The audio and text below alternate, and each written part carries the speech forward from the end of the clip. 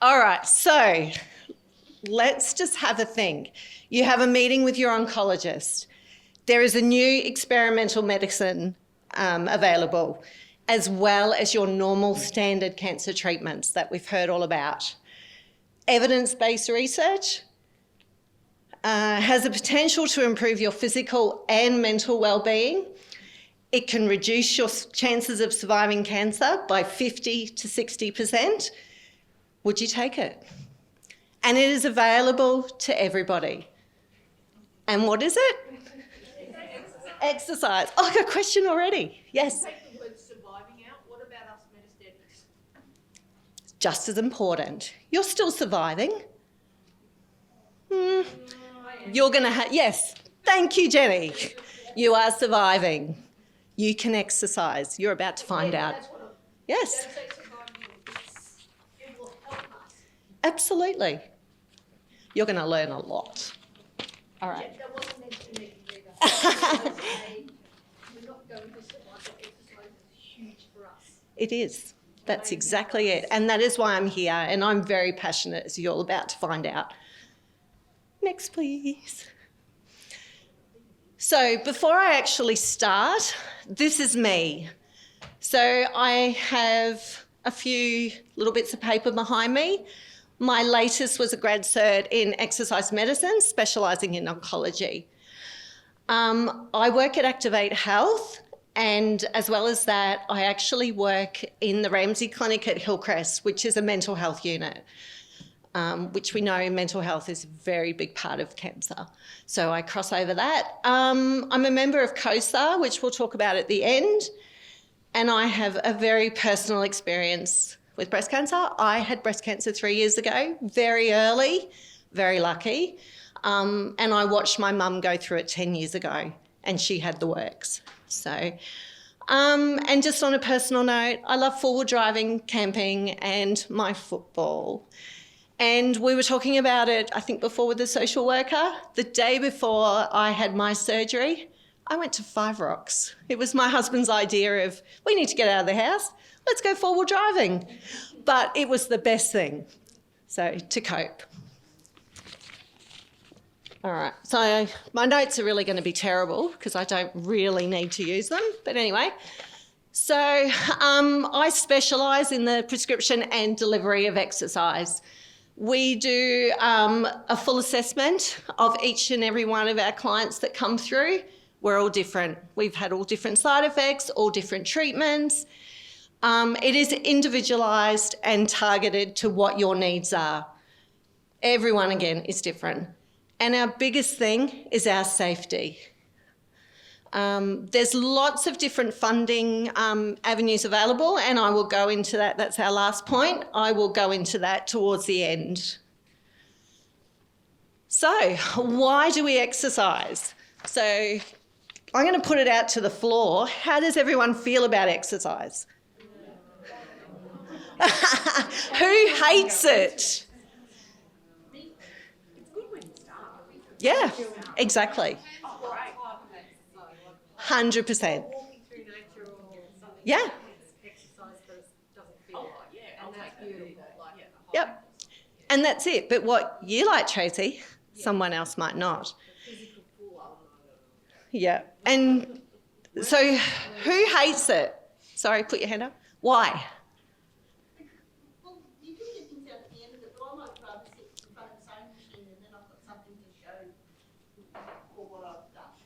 Yeah. So we need to combine our exercise with sewing. How easy was our sit to stand? Yeah. Exactly. That's exactly it. And while you're doing that, you can be doing your push-ups. Watch the chair doesn't slide, but, you know, it's as easy as that. So we want to tailor it to what suits us, if that makes sense. So do we know what the benefits are?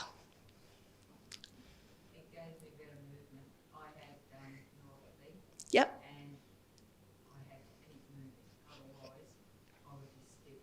Yep. Anyone else? Yes, absolutely. 100%. Lose weight. Woohoo! Yeah, that's important. Yeah, definitely. Any flexibility? Yeah. Yeah, definitely. Yes. You're going to have to yell, or I'll come over. You can have the mic. I broke my back. Oh, up there. It's not up there. Oh, I broke my back, so the last thing I could do was to sit. I was told I had to walk or stand, lie, but never sit. And that's not just for a broken back, that's for all of us. And we know how we feel when we sit down too long, don't we? Was that another hand up? No. All right, so this is just a few of the benefits. Waiting for my lady. So I can't read it from there. So decreasing our stresses, improving our immunity, decreasing other health conditions, because we know, it's not just our cancer. Fatigue is a big one. Hands up, who's had fatigue? And who still has it post-treatment? So exercise can actually give you more energy. Just has to be the right exercise. Our quality of life, that's a big one. Our muscle strength and power, getting up and down off the chair. That's our couch, our toilet, our car. We said about body composition. What about our bone health? We've talked about osteoporosis. Strength-based exercise can improve our bone density, as some people in this room know. Our sleep. We can't function without sleep, right? Exercise can help it. I said before about decreasing the risk of new cancers. Treatment side effects, so while we're going through our treatment, and I'll go into that in a bit shortly. And of course our mental health, as we've already talked about. Okay, so this is a big one. Something is better than nothing. As you said, Michelle, those days you feel so cruddy, a walk to the kitchen is hard enough. So we balance it. Our bad days, we roll with. Our good days, we have to pace ourselves for one. Before I move on, any barriers to exercise? Is there anything that stops you exercising? Motivation? What's that?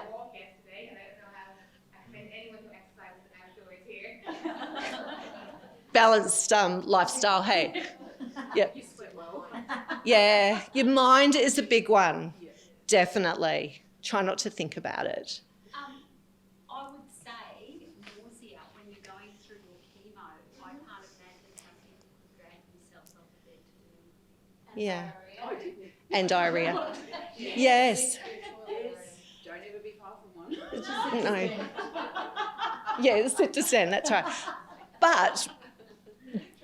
But the exercise can help decrease that. So even though you feel nauseous, going for a walk can actually make you feel better. But you want to be close, I get that. Walk around your backyard, around the house. It's going to come down to what you can actually manage. Anyone else got any other barriers? The cost? Yep. So it's about knowing what you can do, I think, is the big one. So like we did our sit to stand again, I'll keep coming back to that. That was free, it was easy, you only needed a chair.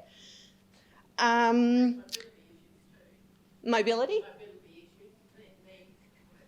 Yeah, so there are ways around that. It's just about seeing the exercise professional for those modifications.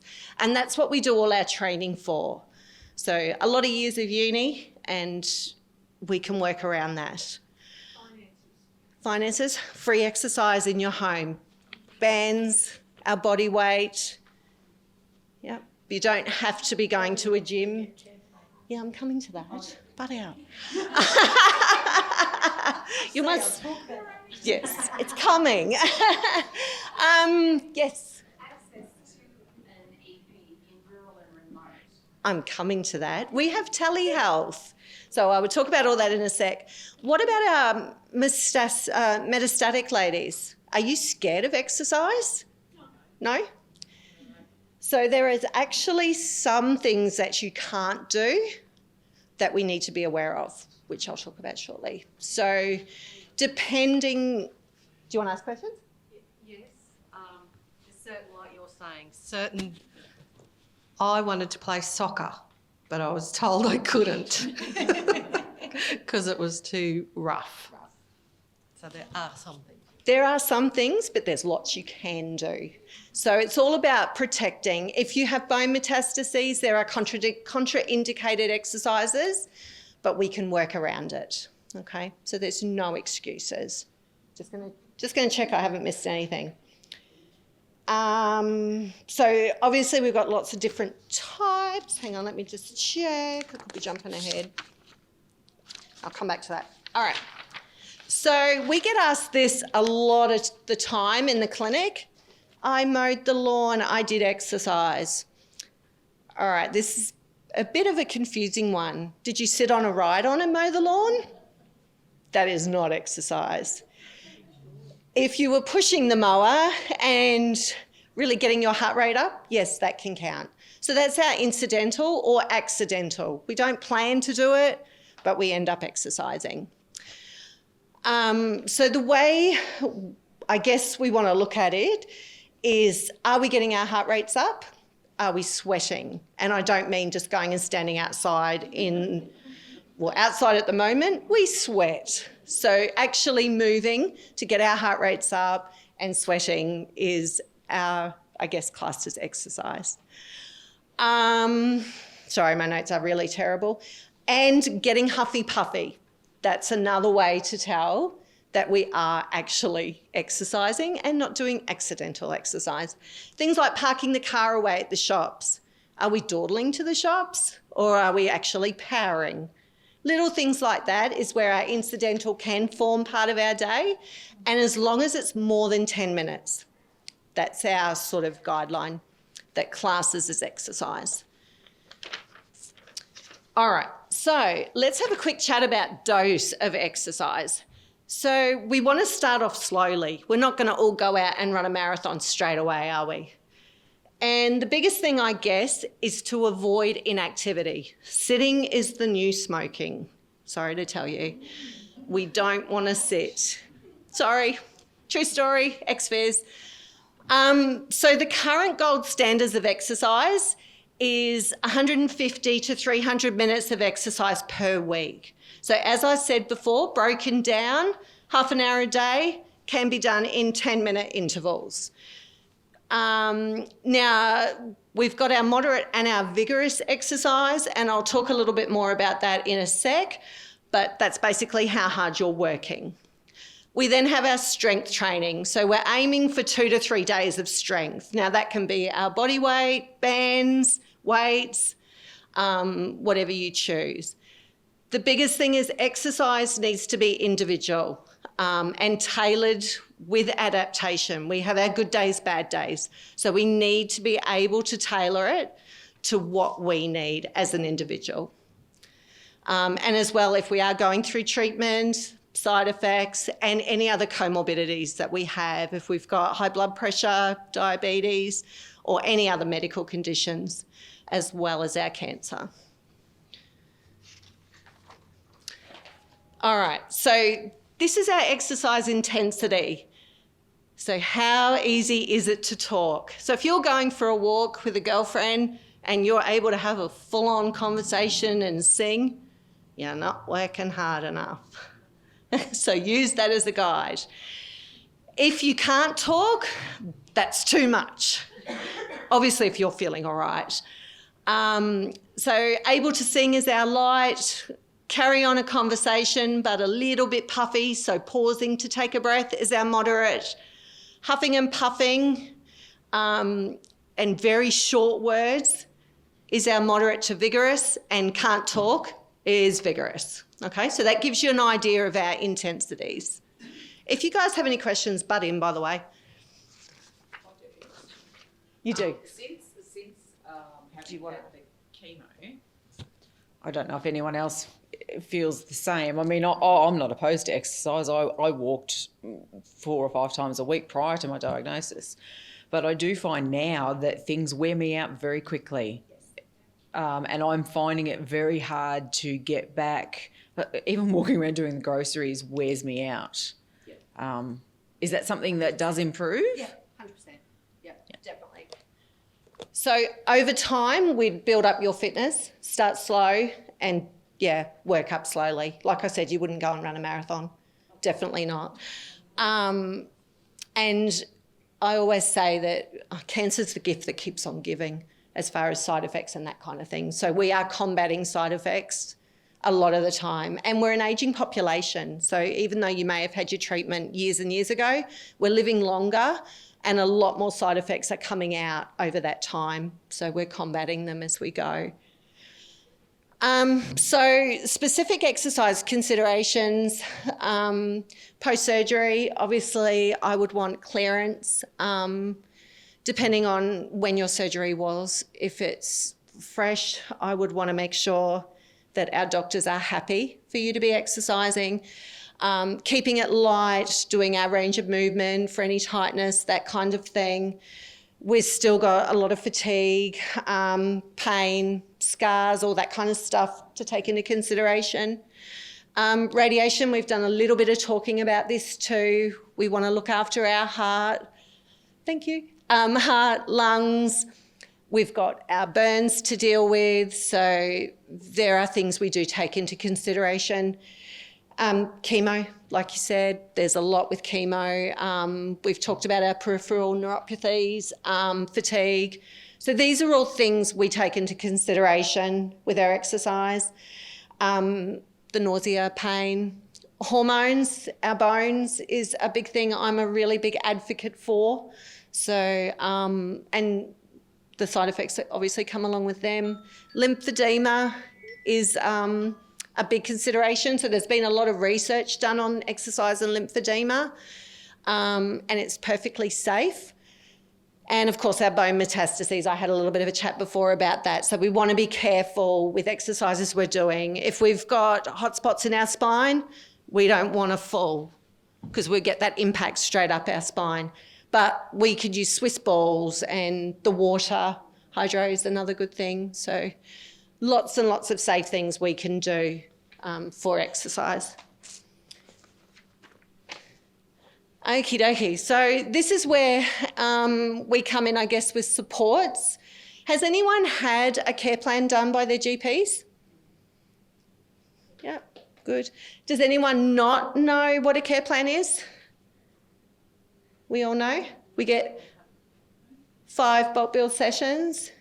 So we don't actually charge a gap at Activate. They're all bulk billed. You get 5 per calendar year to Allied Health. So they can be spread between an ex-phys, physio, dietitian, chiro, diabetes educator. We do private consults. So if you have health insurance, you can claim a rebate. Diabetes, does anyone know, or does anyone have diabetes that's happy to... Did you know you get 8 bulk bill group sessions? Do you use them? Yep, good. DVA, so any of our veterans, they're fully covered. Now, we also do work cover and personal protection insurance. So for any ladies who are actually on leave from work and are using their income protection insurance or part of their super, you can get exercise as part of your return to work, which is fantastic. We also do NDIS and My Aged Care if anyone has those packages as well. Okay. All right, so at the moment, we have just started running our active survivor groups. So they are for anyone who's going through treatment or in survivorship. They're done in a group setting with your individual program. So you come in and see me for an initial, I have a chat about how you've been going, your medical stuff, all that kind of thing. And then I will write an individual program for you to do in a group. $15 per class. You can use your diabetes group referral, and we do have health fund rebates as well. and they've been a lot of fun, as some of my ladies in this room can say. We have a ball. Can they still talk when they exercise? I don't know. So work harder. Yeah, I have to. Looking at your poon and in your park. Yeah. But I can. Telehealth in a minute. Yeah. Can do telehealth. All right. Do you want to, actually, I'll do telehealth now. So with your care plans or anything, actually, you can do telehealth. I've got a lady who's on a return to work program. She was in Yeppoon. She's now out at Mara, and I do telehealth with her, which is really good. She has her stretchy bands. I sit with my feet on the desk and bark orders, and she exercises and chats to me. So telehealth is definitely available and works. So for ladies that aren't in Rocky or Emu Park or Yeppoon, telehealth is, yeah, definitely an option if you want me to bark orders. All right, so she's a bit slack, isn't she? So moving forward, I talked about COSA earlier. So that's the Clinical Oncology Society of Australia, and they are a big advocate for all things treatment, research, and as part of their, I guess, future goals is that exercise is to be part of everyone's treatment. They do a lot of the advocating to government and all that kind of thing. So at the moment, as I said, exercise should be part of everyone's treatment for everyone with cancer, and they should be referred to a specialist in cancer care. We have a full understanding of what you guys are going through. They're also trying to advocate of getting like our diabetes group sessions so that our cancer people can have extra care plan appointments and have group exercise. So that'll be wonderful to have that all bulk billed. And this is us. So we have Rocky, Yeppoon and Emu Park at the moment, and telehealth.